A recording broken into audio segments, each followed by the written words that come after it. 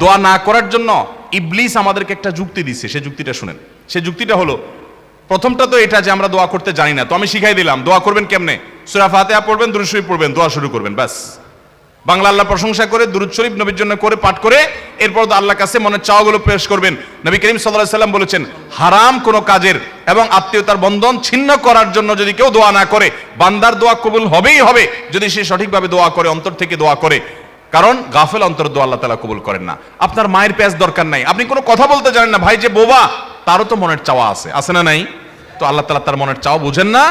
আল্লাহ রাব্বুল আলামিন সবকিছু টের পান। অতএব আপনি অনেক সাজানো গোছানো কথা বলতে পারছেন না, কোনো দরকার নাই। আপনি যা পারেন তা বলেন, কিছু বলতে পারছেন না, শুধু চোখের পানি বলেন এবং মনের আকুতিগুলো মনে মনে বলেন, আল্লাহ তাআলা সেটা পর্যন্ত শুনতে পান। দোয়া করবো তো ইনশাআল্লাহ। আমাদের যদি মনে হয় যে না আমরা তো গুনাহগার মানুষ, আমাদের দোয়া কি কবুল হবে, তাহলে বুঝতে হবে এটা ইবলিস আমাদেরকে দোয়া থেকে বঞ্চিত রাখার জন্য নেক্সট সুরতে ধোঁকা দিচ্ছে। মনে হচ্ছে আমরা বিনয়ী হচ্ছি, তাই না? যে আমি নিজেকে ছোট মনে করছি, আরে আমি গুনাহগার, আমার কি দোয়া কবুল হবে? এটা নেক্সট সুরতে দোয়া, ধোঁকা। আপনার দোয়া কবুল হবে না কে বলেছে? আল্লাহ ওয়াদা করছেন, উদউনি, তোমরা আমার কাছে দোয়া করো, আস্তাজিব লাকুম, আমি দোয়া কবুল করব। আর ইবলিস আপনাকে বলতেছে না না, তুমি গুনাহগার মানুষ, নামাজের ঠিক নাই, রোজার ঠিক নাই, তোমার দোয়া আল্লাহ কবুল করবে? এই জন্য আমাদের দ্বারা দোয়া করা হয় না। ভাইরা আমার, ইবলিসি আমরা শুনবো না। দোয়ার মাধ্যমে বান্দা লাভবান হয়, লাভবান হয়, লাভবান হয়। বান্দা যদি দোয়া করে সেটা তিন ভাবে কবুল হয়। কয় ভাবে কবুল হয়? তিন ভাবে। দোয়া যদি শর্ত পূরণ করে আপনি করতে পারেন, মিস হবে না। হালাল উপার্জনকারীর দোয়া কবুল হয়, হারাম দিয়া দেহ গঠন হলে দোয়া কবুল হয় না। দোয়া কবুলের মূল শর্তই সেটা। এরপর দোয়া কবুলের শর্ত হলো যে সালাত সালাম পেশ করবেন নবী করিম সাল্লাল্লাহু আলাইহি ওয়াসাল্লামের প্রতি, আল্লাহর প্রশংসা নিবেদন করবেন। এর মাধ্যমে দোয়া করলে দোয়া কবুল হবে। ভাইরা আমার, আপনি যদি দোয়া করেন, নাম্বার এক, যা চাইছেন আল্লাহ তা আপনাকে দিবেন, এটা হলো দোয়া কবুলের একটা পদ্ধতি। চাইছেন একটা, আল্লাহ দিয়েছেন আরেকটা, সেটাও দোয়া কবুলের পদ্ধতি। আপনি মনে করতেছেন যে আমার এই মুহূর্তে পানি হলে মনে হয় লাভ হবে, আল্লাহ তাআলা আপনাকে হয়তো পানি না দিয়ে আরেকটা দিয়েছেন যেটা আপনার এর চেয়ে বেশি ইম্পর্টেন্ট, আপনি নিজে জানেন না সেটা। তো দোয়াটা সেভাবেও কবুল হয় যে আমি যা চাইছি তা হয় নাই, কিন্তু অন্য কিছু হয়েছে যা আমি চাই নাই, এটা দোয়ার মাধ্যমে হয়। তৃতীয়ত, বান্দার দোয়া কখনো কখনো আল্লাহ দুনিয়াতে কিছুই দেন না দোয়ার বিনিময়। আল্লাহর কাছে চাইছে আল্লাহ এটা দেন, আল্লাহ দেয় নাই, কিন্তু আখিরাতে আল্লাহ তাআলা তার জন্য সওয়াব রেখে দিয়েছেন। কারণ দোয়া বান্দার বৃথা যায় না। কোন কোন হাদিস থেকে আমরা জানি কিয়ামতের ময়দানে মানুষ কিছু সওয়াব দেখে বলবে, এই আমলগুলো তো আমি করি না, এগুলো সওয়াব করতে থেকে আসলো। তখন বলা হবে, দুনিয়াতে তুমি যে দোয়া করছিলা সেই দোয়াটা আল্লাহ তাআলা দুনিয়াতে তোমার মঞ্জুর করে না, এটা জমা করে রেখে আখিরাতে তোমাকে সওয়াব দিয়েছেন। তখন সে বলবে, ইস, আমার দুনিয়ার সব দোয়া যদি না মঞ্জুর হয়ে সবগুলোর বিনিময় যদি আখিরাতে অনন্তকালের জন্য পেয়ে যেতাম, কতই না ভালো হতো। দুনিয়ার জীবন তো সংক্ষিপ্ত ছিল, এখানে তো অনন্ত অসীমকাল ভোগ করব। অতএব দোয়া করবো তো ইনশাআল্লাহ। আমাদের মুর্দাদের জন্য আমাদের দোয়া করতে হবে, চোখের পানি ফেলতে হবে। ভাইরা আমার, বাবারা আমার, আমাদের দাদা দাদি, নানা নানি, তাদের বাপ দাদা, আমাদের নিজেদের আপন, আমাদের কাছের আত্মীয় স্বজন এবং আমাদের বাবা মা, আত্মীয় স্বজন সহ বন্ধু বান্ধব, পাড়া প্রতিবেশী, আরো যারা দুনিয়া থেকে চলে গেছেন, তাদেরকে আমরা যদি উপকার পৌঁছাতে চাই, আল্লাহর শপথ করে বলছি, সবচেয়ে বড় উপায়, সবচেয়ে বড় মাধ্যম হলো আপনি নিজে আল্লাহর কাছে একটু হাত তুলে চোখের পানি ফেলেন, নামাজ পড়ে 2 রাকাত, অথবা যখন আসেন, এমনকি বিনা ওযুতেও সম্ভব, আপনি ভোর রাতে নামাজের আগে পরে, অবসর সময়ে, শুক্রবারে, বিশেষ করে আসরের পরে শুক্রবারে বা যে কোনো সময় আপনি 2 হাত তুলে, অথবা হাত তোলার সুযোগ নেই, আপনি হাঁটছেন। আমি কিন্তু আমল করি ভাই। আমার বাবা দুনিয়া থেকে চলে গেছেন, গভীর রাতে মাহফিল শেষ করে বাসায় যাই, হঠাৎ বাবার কথা মনে পড়ে, আর সাথে সাথে আল্লাহর সাথে কথা বলা শুরু করে দেয়। আল্লাহ, আমার আব্বাজান আজকে বেঁচে থাকলে কত আমল করার চেষ্টা করতেন, কোনোদিন দেখি নাই আমার আব্বাজান রহমতুল্লাহ আলাইকে জীবনে একটা দিনও দেখি নাই যে কোরআন তেলাওয়াত ছাড়া তার দিনটা কেটেছে, কোনোদিন দেখি নাই। কোরআন তেলাওয়াত কোনোদিন করতে পারেন নাই সারাদিন ব্যস্ততার কারণে, রাতে এসেছেন বাসায় অস্থির হয়ে গেছেন, আমার কোরআন তেলাওয়াতটা করতে হবে। আমল কখনো ছাড়েন নাই। আল্লাহ আজকে আর তিনি এগুলো কিছুই করতে পারছেন না, তার আমলের দুয়ার বন্ধ হয়ে গেছে চিরতরে। মালিক, তাহলে যেটা বলছিলাম, মানুষের মৃত্যুর পর মৃত মানুষের জন্য জীবিতরা সবচেয়ে বেশি যে করণীয়টা তাদের, সেটা হল দোয়া। বেশি বেশি দোয়া, উঠতে বসতে, চলতে ফিরতে, শুইতে খাইতে, এমনকি অজু অবস্থায়, বিনা অজু অবস্থায়, হাত তুলে, হাত তোলা ছাড়া একাকী যখন আছেন, মনে মনে আল্লাহর সাথে কথা বলা শুরু করবেন। আল্লাহ, আমার এই প্রিয় মানুষটা দুনিয়া থেকে গেলেন, আমার এই আপন মানুষটা চলে গেছেন, আল্লাহ আপনি ছাড়া তার কেউ নাই, আল্লাহ আপনি তার প্রতি রহম করেন। মন খুলে দোয়া করব।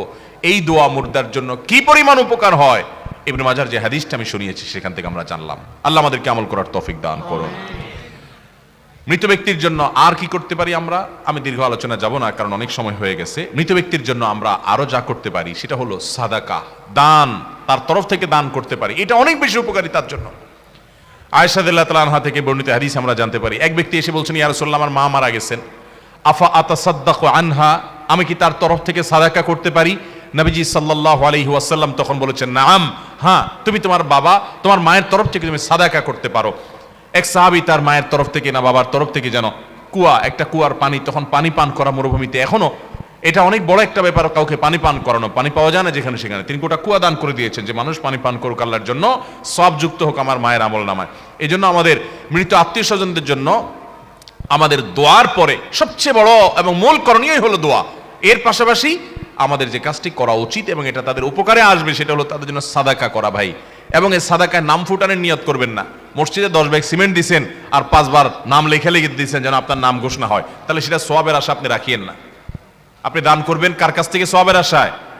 ওই মসজিদের লোকজন জানবে, কমিটির লোকজন জানবে, মুসল্লিরা জানবে, মাহফিলে 10,000 টাকা দিয়া হুজুরকে দিয়া ঘোষণা করে মারহাবা নিয়েছেন, সবাই জানলো, এসব নিয়ত যদি থাকে তাহলে সেক্ষেত্রে এটা সওয়াব তো পাবেনই না, বরং লৌকিকতার কারণে শিরকে আসগার, রিয়ার কারণে শিরকে আসগারের গুনাহ হতে পারে।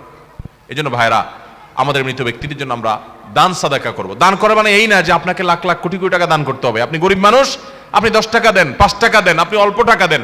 দানের সময় নিয়ত করবেন, আল্লাহ এই মসজিদে আমি 10 টাকা দিচ্ছি, মাদ্রাসা 10 টাকা দিচ্ছি, একটা কালভার্ট বানিয়ে দিচ্ছি, একটা গরিবকে একটা সেলাই মেশিন কিনে দিচ্ছি যার সেলাই মেশিনের দ্বারা উপার্জন হতে পারে, একজনকে একটা রিক্সা কিনে দিচ্ছি যার রিক্সায় ভাড়া চলে তাকে মালিক বানাই দিলাম। আল্লাহ আমি একজনকে একটা জিনিস দিচ্ছি, কেন এই জিনিসটা দিচ্ছি? এটার সবটা আমি নিজে চাচ্ছি না, আমার মা যিনি মারা গেলেন, আমার বাবা যিনি চলে গেলেন, আমার স্বামী কিংবা স্ত্রী, বন্ধু কিংবা বান্ধব যে চলে গেছেন তার জন্য আল্লাহ এটাকে সওয়াবের জন্য আপনি এটা তার পক্ষ থেকে কবুল করেন, তার আমল নামার সওয়াবটা অ্যাড করে দিয়েন। এই আমলটা আমরা যদি মুর্দাদের জন্য করি সেটা অনেক বেশি উপকারী। চেষ্টা করবো তো ইনশাআল্লাহ। এই দানের আমলটা, এটাকে আবার আমরা আমাদের মন মতো বানায় নিছি। কিরকম? 7 দিনে, 3 দিনে, 40তম দিনে মানুষ খাইয়ে দান করতে হবে, এই ফরম্যাট তো সাহাবা একরাম থেকে আমরা পাই না। হ্যাঁ, আপনি খাদ্য দান করতে পারেন মুর্দার তরফ থেকে, দোষের কিছু নেই, কিন্তু সেই খাদ্য দানটা যেন রীতিমতো আনন্দ অনুষ্ঠানের মতো দেখা না যায়। আপনি গরিব দুঃখীকে খাবার খাওয়ান, এতিমখানায় খানা দেন, আপনি গরিবদের বাড়িতে বাজার করে দেন, টাকা পয়সা দিয়ে দেন। ভাইরা আমার, কিছু কিছু আমল আছে যেগুলো আমাদের সমাজে নাই। আমি সৌদি আরবে দেখেছি যে আপনার কোন একজন মানুষ চেহারা সুরত দেখে মনে হচ্ছে উনি গরিব মানুষ, বাজার করে সুপার মার্কেটে ক্যাশের কাউন্টারে আসছে, আল্লাহর আরেক বান্দা পেছন থেকে এসে বলছে, যদি আপনি মনে কিছু না করেন আপনার বিলটা আমি দিয়ে দিতে চাই, তার বিলটা দিয়ে দেন। কত খুশি লাগে তার কাছে। আপনি বাজারে যেয়ে দেখেন, বহু গরিব মানুষ আছে বারবার মাছ বাজারে যেয়ে মাছ মূলায় নিতে সাহস করে না, টাকার অভাব আছে, মাছটা পছন্দ হয়েছে কিন্তু নিতে পারে না। আপনাকে যদি আল্লাহ তৌফিক দেয়, ওই আপনার মায়ের জন্য, আপনার বাবার জন্য আপনি তাদেরকে সওয়াব দেওয়ার উদ্দেশ্যে গিয়ে তার পিঠে হাত দিয়ে বলেন, ভাই আপনি মনে কিছু না করলে আপনার এই মাছটার বিল আমি দিতে চাই, আল্লাহকে খুশি করার জন্য। কত দোয়া পাবেন জানেন? কিছু কিছু সময় আছে যে আপনার হাজার হাজার টাকা দানের চাইতে 200-400 টাকা দানের অনেক বেশি সওয়াব হয়। একটা গরিবের বাচ্চা দেখছেন যে বারবার কোন একটা হোটেলের সামনে ঘুরছে, কিন্তু খাবার কেনার সাহস পাচ্ছে না, মুদি দোকানে যাচ্ছে, বারবার মোলামুলি করছে, নেওয়ার সাহস পাচ্ছে না, আপনি তো তাকে জিনিসটা কিনে দিলেন মুর্দার তরফ থেকে। এটা হলো সাদাকার সবচাইতে উত্তম পদ্ধতিগুলোর একটি। এছাড়া মসজিদ মাদ্রাসাতে সাদকা জারিয়ামূলক কাজ করতে পারি, মাদ্রাসা এতিমদেরকে আমরা খাওয়াই দিতে পারি। আমরা আমাদের মৃত আত্মীয়স্বজনের তরফ থেকে দান করবো, সেটা সাদাকা হোক, নগদ টাকা হোক, খাবার দাবার হোক, কোনো স্থায়ী কাজে হোক, সবচেয়ে উত্তম হলো সাদকায়ে জারিয়া। সাদকায়ে জারিয়া এর সবচেয়ে বেশি উত্তম। সাদকায়ে জারিয়া বলতে মসজিদ মাদ্রাসার ভবন করে দিলেন, একটা কালভার্ট করে দিলেন, সমস্ত মানুষ উপকার পেলো। একটা রাস্তা ভেঙে আছে, আপনি রাস্তাটা ঠিক করলেন, যত মানুষ যাবে উপকার পাবে, আপনার ওই মৃত মা বাবা সওয়াব পাবেন। চেষ্টা করবো তো ইনশাআল্লাহ। তাহলে মৃত মা বাবার তরফ থেকে, আত্মীয়স্বজনের তরফ থেকে আমরা সাদাকা করব, দান করব, এটা অনেক বেশি উপকারী। স্থায়ী দান ভালো, আর অন্যগুলো আমরা করতে পারি, কিন্তু দিন ঘন্টি করে যে খানা খাওয়াইতে হবে এরকম কোন কালচার ইসলামে আমাদেরকে করতে বলা হয় নাই। এগুলো এসেছে শ্রাদ্ধ থেকে। শ্রাদ্ধ আমি ডিটেইল আর যাব না, গুগলে গিয়ে তালিব বিশ্ব রপালা আকার দয়ের পিঠে বড় দ শ্রাদ্ধ লিখে সার্চ দেন, সার্চের রেজাল্ট পাবেন, শ্রাদ্ধ কাকে বলে কি। এরপরে আমাদের মুসলমান সমাজের এই আনুষ্ঠানিকতার সাথে আপনি মেলান, আপনার দিনের আলো মতো পরিষ্কার হয়ে যাবে। আমি একবার নয় বহুবার দেখেছি, অনেকগুলো ওয়েবসাইটে দেখেছি, হিন্দু ধর্মের ভাইদের তাদের ধর্মবিশ্বাস মতে শ্রাদ্ধ কিভাবে করে আপনি দেখেন, দেখবেন আমাদের সাথে মিলে যায়। অতএব আমরা অমুসলিমদের কোনো কাজের অনুসরণ করব না, আমাদের জন্য কোরআন এবং হাদিসই যথেষ্ট। আল্লাহ আমাদেরকে আমলের তৌফিক দান করেন।